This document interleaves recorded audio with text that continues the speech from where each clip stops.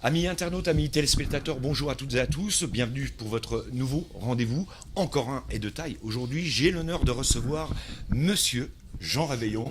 Bonjour Jean. Bonjour cher Dimitri, plaisir de te retrouver. Ça va bien? Ça va très bien. Alors Jean Réveillon, c'est un sacré personnage. Jean Réveillon, c'est la direction de France 3, de France 2, La Voix du Nord. C'est énorme. Alors est-ce que tu peux nous parler un peu déjà, Jean, de ta jeunesse très rapidement? Ma jeunesse, ouais. Ma jeunesse dans un village du Pas-de-Calais, ouais. Auprès de mon père qui vendait des vélos, c'est important dans ma vie.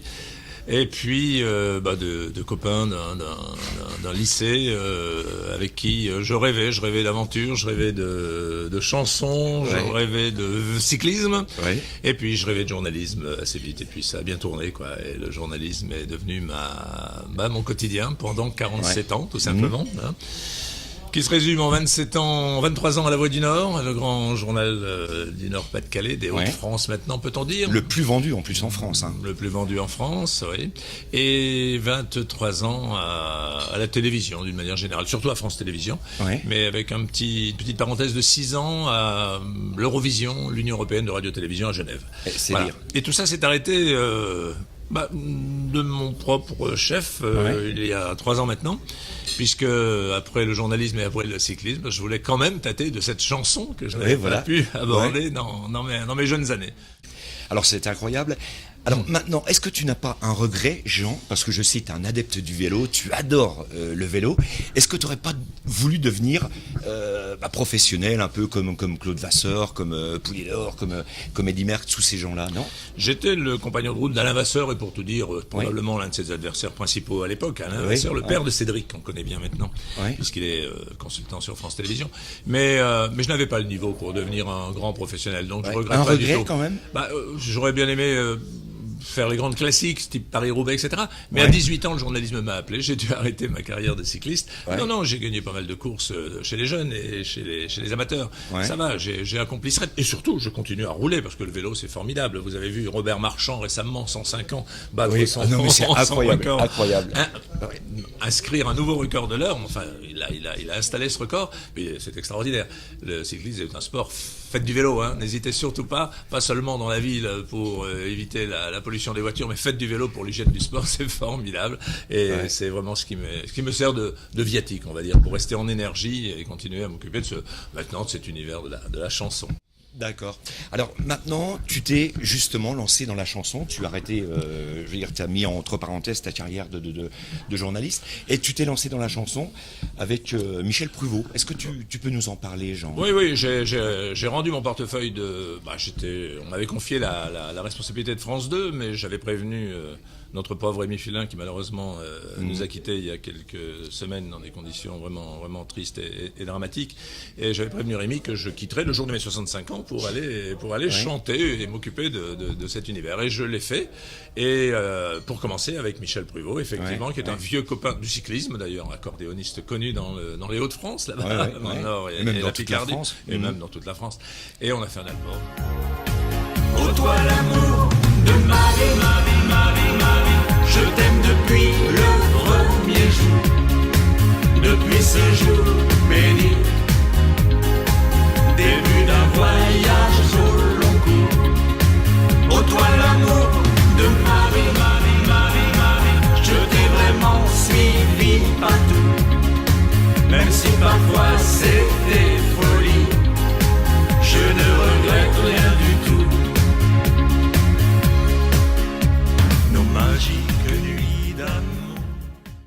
Et puis ça a bien marché, ça a très bien marché. On a vendu 30 000 sur le Nord-Pas-de-Calais de cet album. C'est pas mal album. quand même, c'est bien. Aujourd'hui, c'est pas mal, c'est pas mal. Et on en est resté là pour l'instant. On va voir, on regarde un peu en Belgique, au Canada peut-être, pour faire connaître aussi notre tube, Ô toi l'amour de ma vie, un peu partout. Allez-y, si vous voulez voir ce titre. En plus, le clip est fantastique. Ô toi l'amour de ma vie.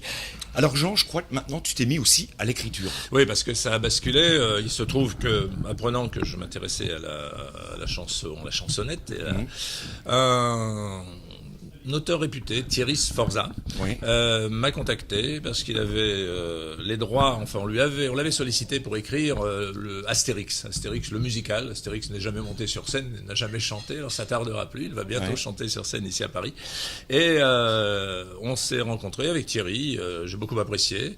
Il lui a plu de devenir équipier avec moi-même, et puis on est parti comme ça dans cette idée d'une... Alors on a créé une société d'édition musicale. Et depuis, on voltige de projet en projet et ça se passe vraiment très bien. On est branché sur un Victor Hugo pour le Canada, Victor Hugo l'homme, le personnage. On prépare aussi une belle chose avec Romano Musumara que les aficionados connaissent, qui est un très grand compositeur et qui était... notamment l'arrangeur de Pavarotti. On prépare une comédie musicale au Canada aussi avec lui. Et puis d'autres projets de toute nature, et puis quelques chansons. On est même entré dans l'équipe de Céline Dion. On travaille aussi avec Umberto Gatica et Céline Dion pour certaines chansons en projet. Voilà. C'est énorme.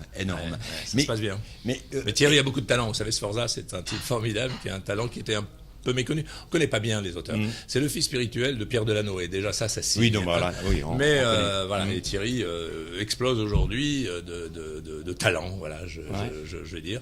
Et moi, j'apprends le métier à ses côtés. C'est un bonheur absolu. C'est clair que...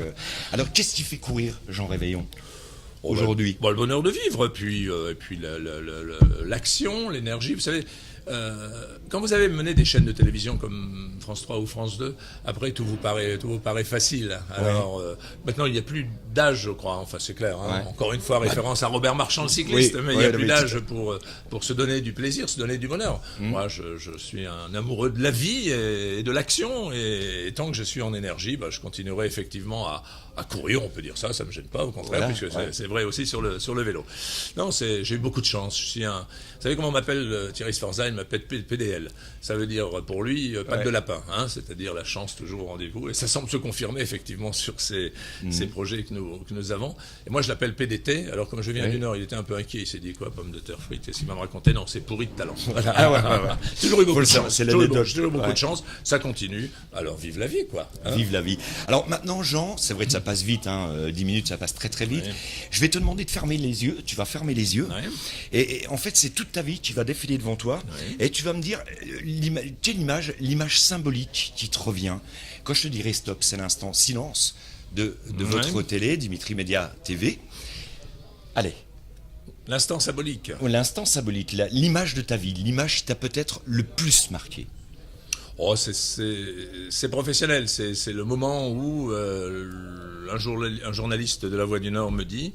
Mais voilà, je vois qui tu es, viens voir le patron de la Voix du Nord, je suis sûr qu'il va t'embaucher. J'ouvre les yeux écarquillés, j'ai 18 ans, je suis coureur cycliste, c'est pour ça que je connais ce journaliste, il sait ce que j'ai pu faire au lycée, etc. Et il m'ouvre les portes de ce métier fantastique. Et je crois que c'est ce moment-là qui est le plus marquant pour moi. Est-ce que la télé n'a pas perdu aujourd'hui quelqu'un vraiment de valeur Parce que pour te connaître, Jean, c'est... Moi, je considère... quelqu'un d'humain. Oui, voilà, mais peut-être, je considère pas être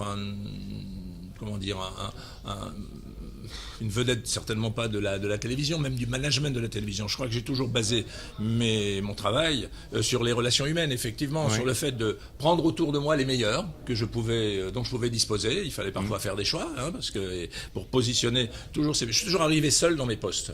Y compris sur les chaînes de télé. Je suis pas arrivé avec une équipe, je suis arrivé seul, et puis j'ai essayé de mettre en harmonie tous ceux qui se trouvaient là et qui pouvaient travailler, donner le meilleur d'eux-mêmes. Et ça s'est toujours très bien passé, vraiment, puisque à chaque fois d'autres portes se sont ouvertes. On m'a demandé de venir tenir des postes de plus en plus importants, ce qui me surprenait totalement à chaque fois, jusqu'à cette chaîne formidable qu'est France 2 et qui, je l'espère, va le rester. Et j'ouvrais des grands yeux et puis j'y allais, mais j'y allais dans l'esprit, on peut tout faire dès l'instant où il y a une harmonie, dès l'instant où il y a un esprit d'équipe.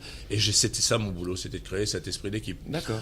Tenez, la dernière fois avec France 2, on a remis la chaîne vraiment sur pied parce qu'elle avait un problème. Et avec Philippe Villamijana, que je salue, Villamijana, c'est le meilleur connaisseur de la télévision dans ce pays maintenant, qui m'a remplacé, mais malheureusement qu'on a écarté, mais enfin qui tient encore un poste important maintenant.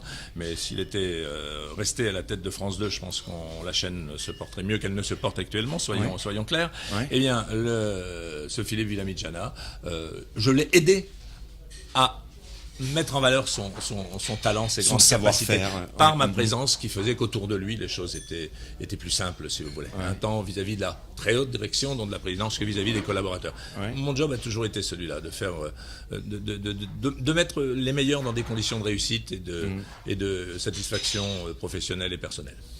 Eh bien, amis internautes, ce sera le mot de la fin. En tout cas, merci Jean d'avoir répondu présent pour Dimitri Média TV. On se retrouve la semaine prochaine pour d'autres aventures. Merci encore à toutes et à tous et merci de votre fidélité. À très très bientôt. Vas-y Jean. Oh toi l'amour de ma vie. Et voilà. Toi l'amour de ma vie, je t'aime depuis le